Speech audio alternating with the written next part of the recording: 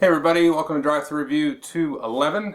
Today I'm going to talk about Space Cadets Dice Duel, sort of the sequel or cousin, if you will, of my favorite game from last year, which was just called Space Cadets. This game is designed by Sydney and Jeff Engelstein, a father-daughter design team. Basically it's a team game. It plays 4 to 8 players. And I think you can even combine sets, if I remember right, to have bigger games or have more than 2 ships battling each other, because basically each team has a ship and a spaceship, and they're going to be battling each other, basically trying to blow each other out of the sky.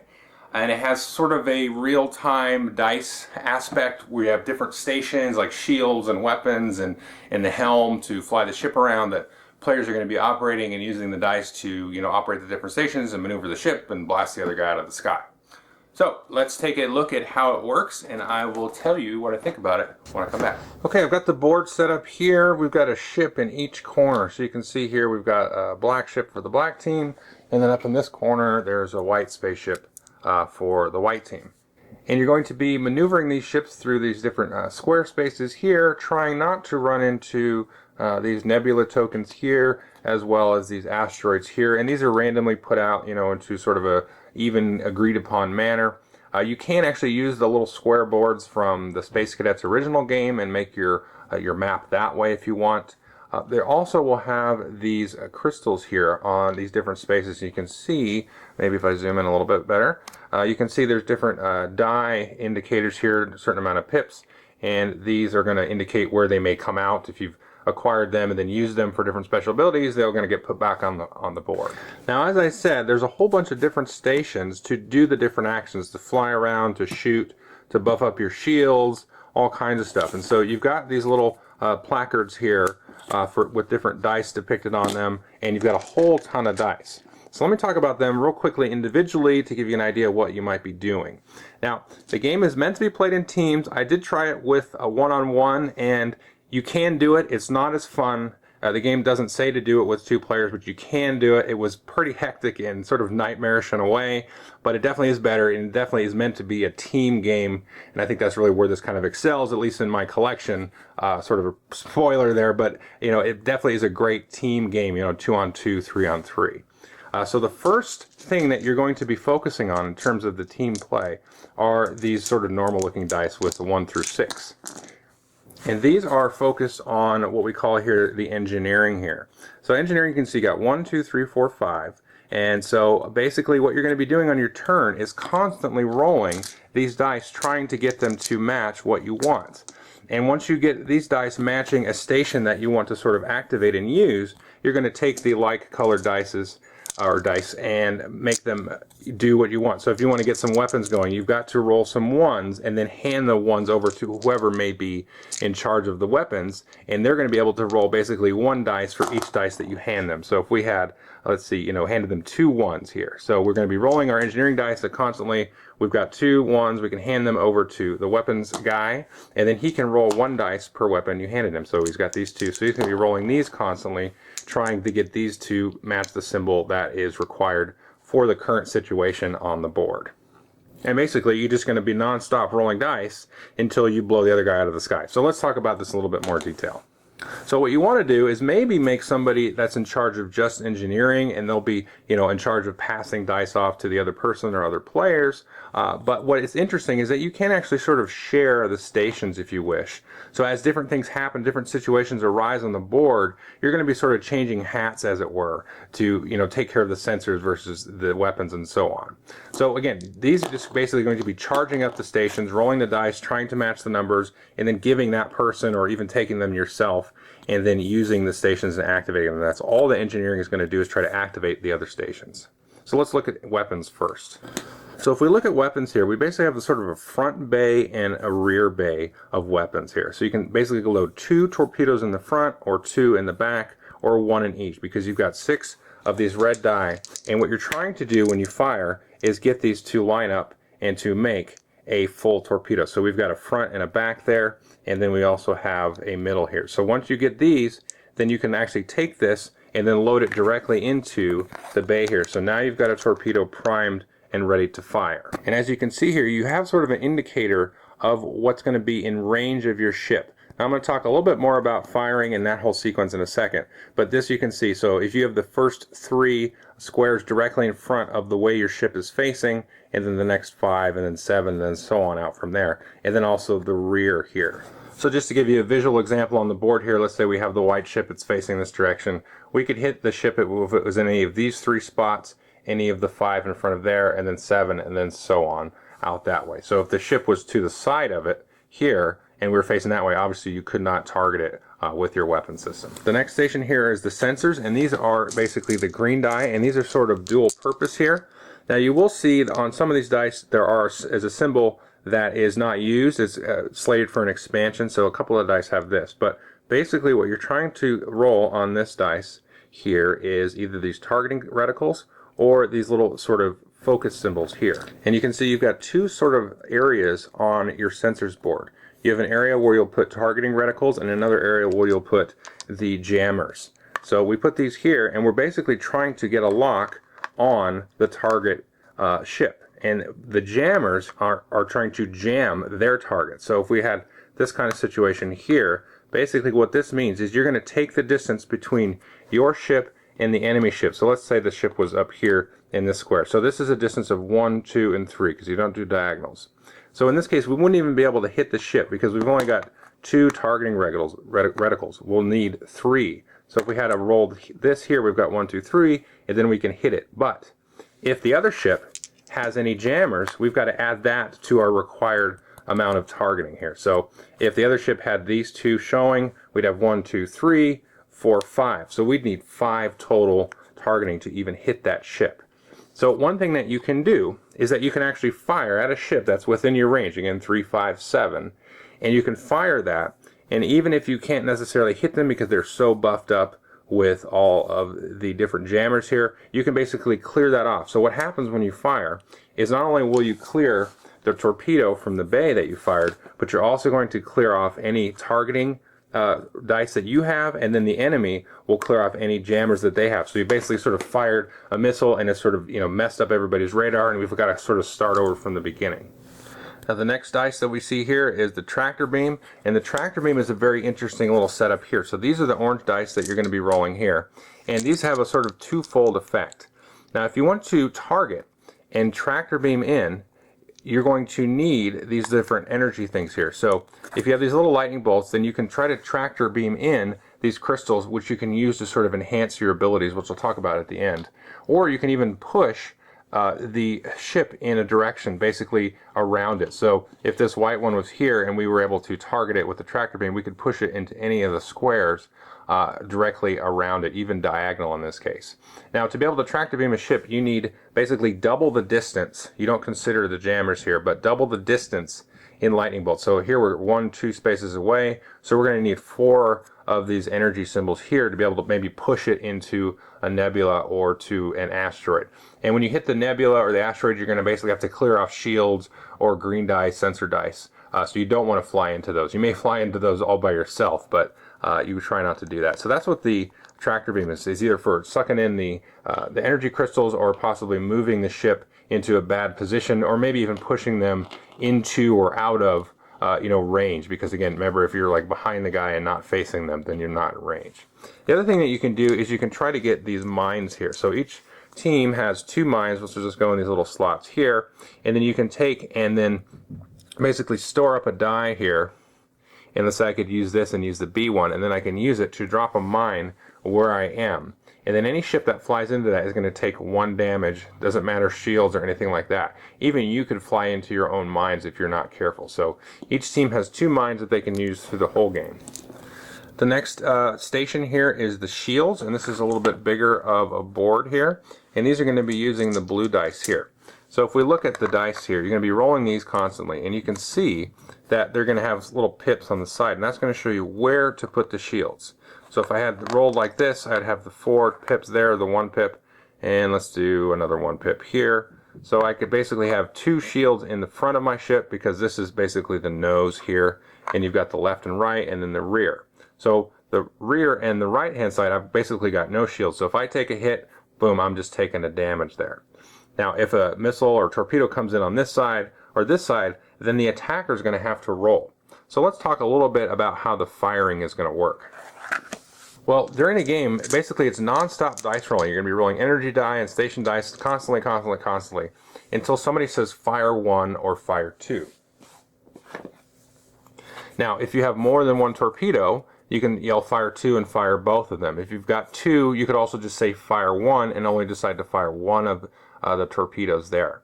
Now you're going to see, again, check if they're going to hit based on the targeting locks and the jammers. And then, if there's no shields on a side, this is going to go in, it's going to do 1 hit.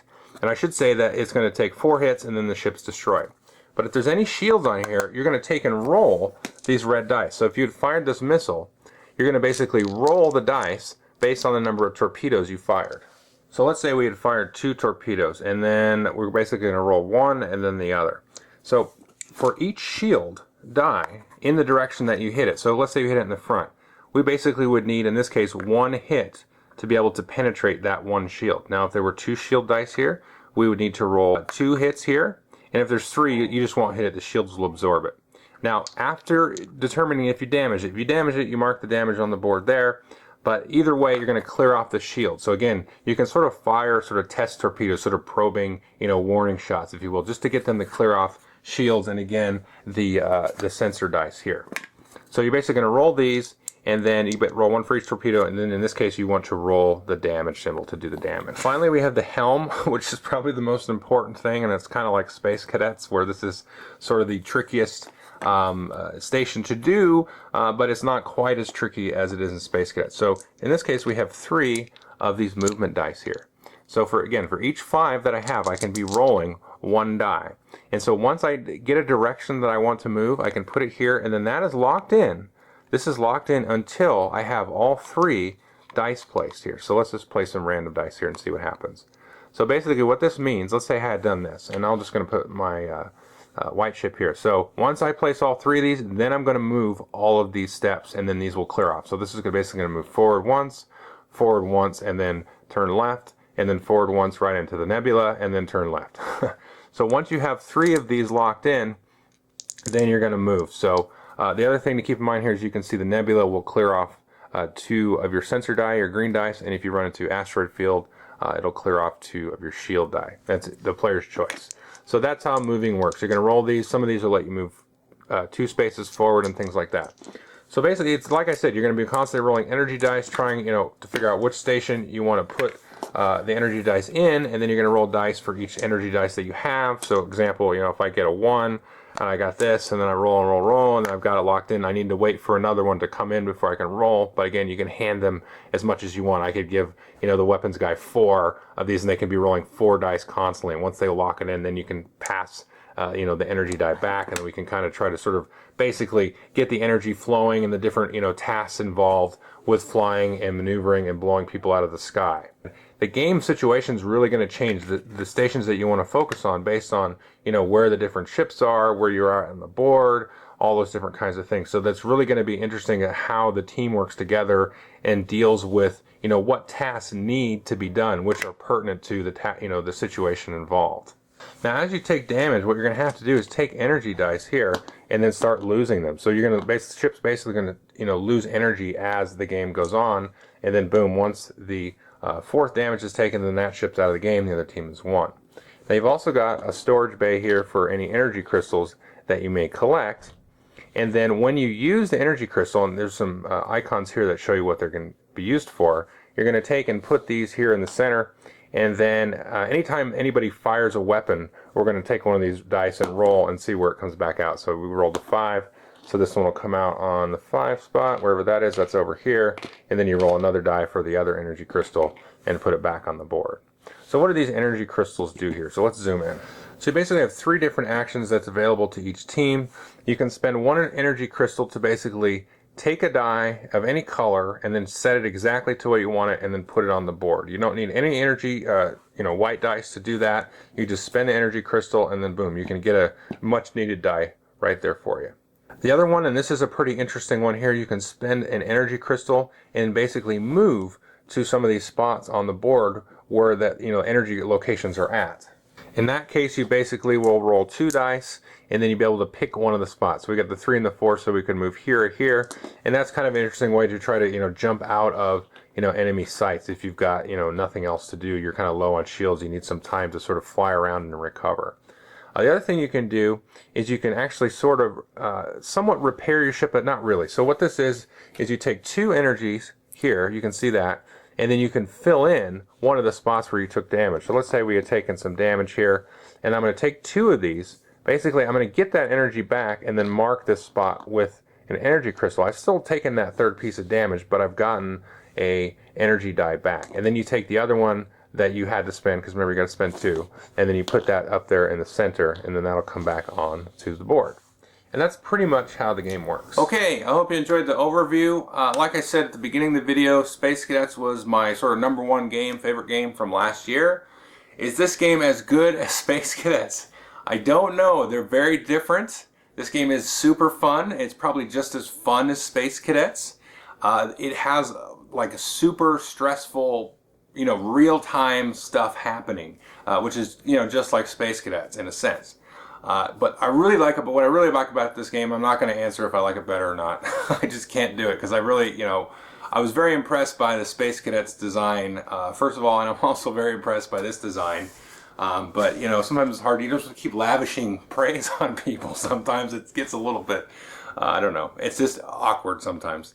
But this game fills a niche in my collection of a great team game, and I honestly do not know very many team games where it's even size. You got games like Descent where it's one guy versus a group. That's different. This is, even teams, and it's great because then you get the trash talking involved. You've got it's a co-op on your side of the board versus the other side of the board. They're cooperating, so you've got that co-op kind of feel to it. But you've got the trash talking and things like that. Now, so let me just highlight some things that not necessarily are problems with the games, but they're issues that people may have or that may arise. So you're going to be rolling dice, and so some of the times the timing of the thing is like, well, if the guy was moving the ship on the board and I called fire and he was already moving, it's like, okay, well, did I call fire before you started moving it? Because it says if somebody's moving the ship, you can't call fire. That makes sense. But sometimes there are going to be situations like that, and this has happened several times, of, what was actually happening. Okay, are you cheating? Are you just saying that because I wasn't really watching your hand and stuff?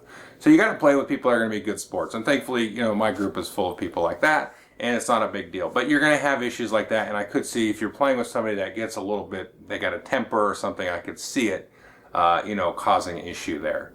But the game, it only plays in 30 minutes, which is great. I mean, it really only takes 30 minutes because once you start, tracking your prey down and start blasting them, then they get, the stress just flows off the table there, and they're just like, we need shields, we need, jammers, we need weapons to shoot back, we got to do all this stuff, so it gets crazy.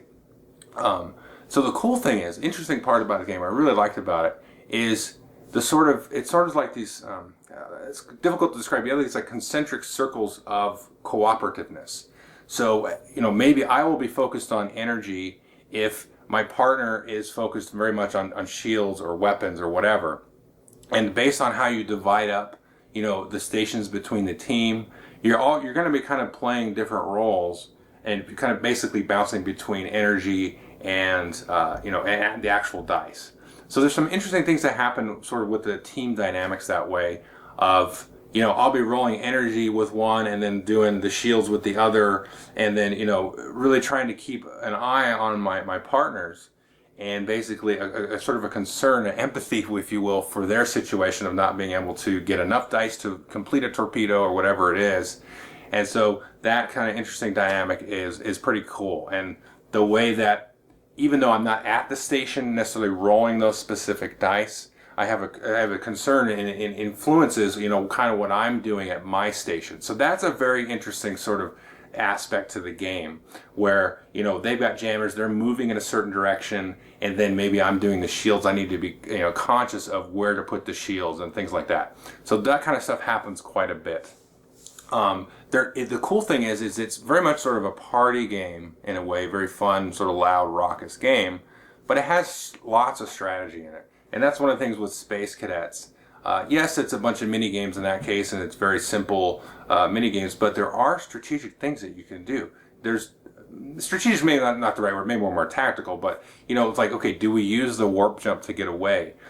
Do we get the crystal and use it for that one key dice? Which direction do we want to fly? How are they flying around? How much do we want to put in shields and jammers? And sort of the timing of that whole firing of the torpedo is really cool because, they got tons of jammers. They're not going to get hit. And, and they've basically spaced everything out to basically be very defensive, but with like a big missile or something. So we've got to fire that missile to clear out their jammers and then put them kind of back on their heels. So there's a lot of, seesaw back and forth.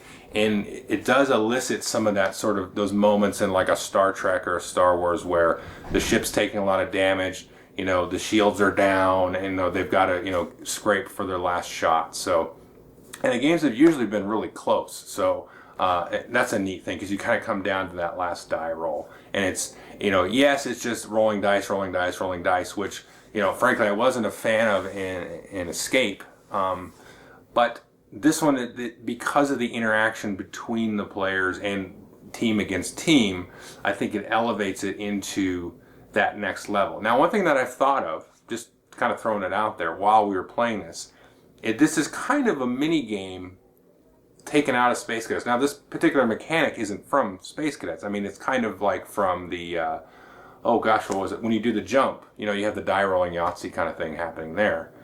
But it would be interesting if they took all of these stations and then replaced all the dice rolling, and they took like another mechanic, like, in Space Cadets where you go in and you feel the bag and you have to feel the actual thing. What if they made it like that? So there were no dice, but to activate all the different stuff, it was all the touchy-feely minigame. Or if it was the flicking disc thing, it's just, this is way out there. It probably wouldn't make a very good game, but all the stations are flicking discs. So I could kind of see some sort of crossover between this game and Space Cadets where you could take these sort of mini games, these different mechanics, and then plug them into each station. So there may be maybe they've got some ideas there with the crossover as far as like, okay, if you have Space Cadets and Dice Duel, well, you can throw out the dice and then use the mechanic from Space Cadet to actually do the thing or something. There's probably some way around that. Some of it wouldn't necessarily be real time because you just be like, digging in the bag feeling, oh, what did I get? But I think it would make for an interesting game. Anyway, that's just a thought that I had. So anyway, Dice Duel, very fun. Plays 30 minutes. It's, whatever. It's super fun. Just get it and play it. And hopefully if you need a team game, great team game. I don't know of any other team games that actually work. And this one works great. So thanks.